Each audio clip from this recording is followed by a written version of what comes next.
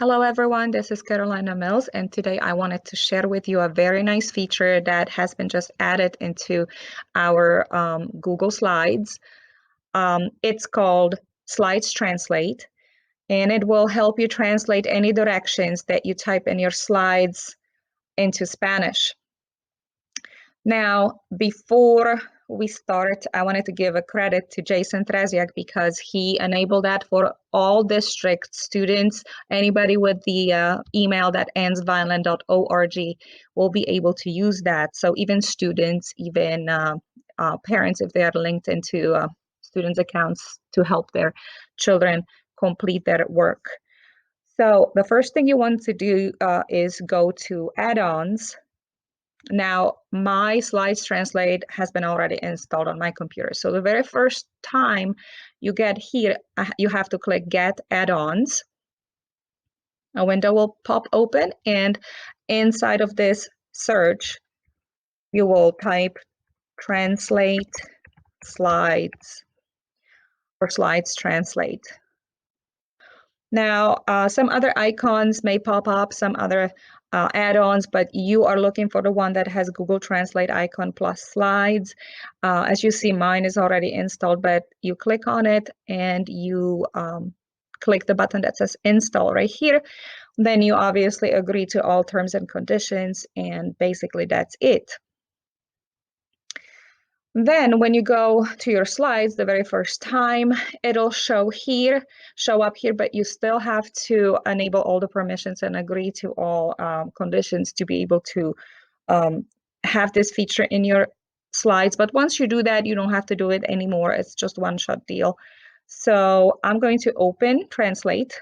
Now, unfortunately, these languages, these are all that we have available. I have already tried to contact the developer to add more, but vast majority of our student population are students whose parents speak Spanish. So we have that language in there, thankfully. And you select Spanish and you hit translate, and it will translate all my slides, or the directions per se, into Spanish. As you notice, this part has not been translated, and it's because I want students to actually be able to see it in English, because that is something my students need to practice orally.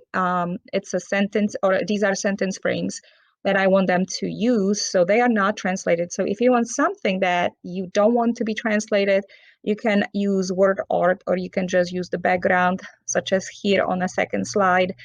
I inserted the background with some words or instructions that I want them to be able to see in English.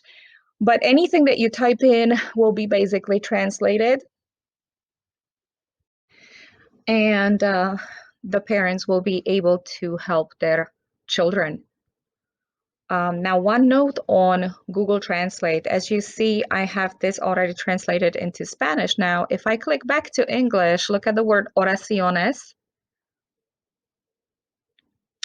It says complete sentences. Oraciones are sentences, but look what happens if I take complete out and now have it translated back to Spanish.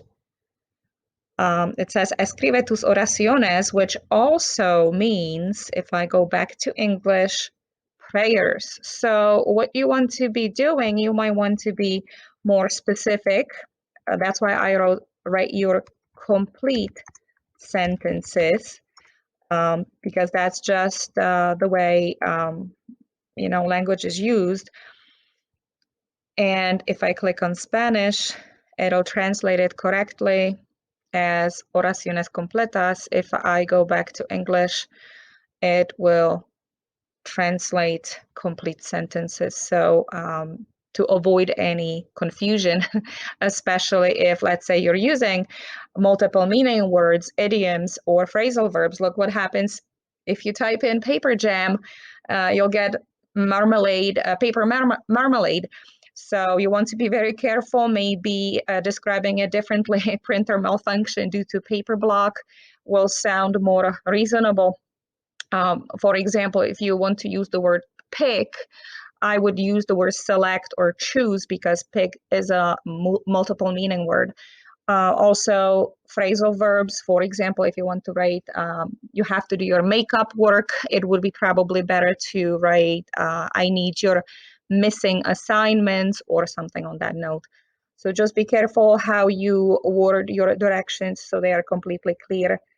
But for the most part, it works great. So I hope this will be useful for you. Thank you for listening and have a good day.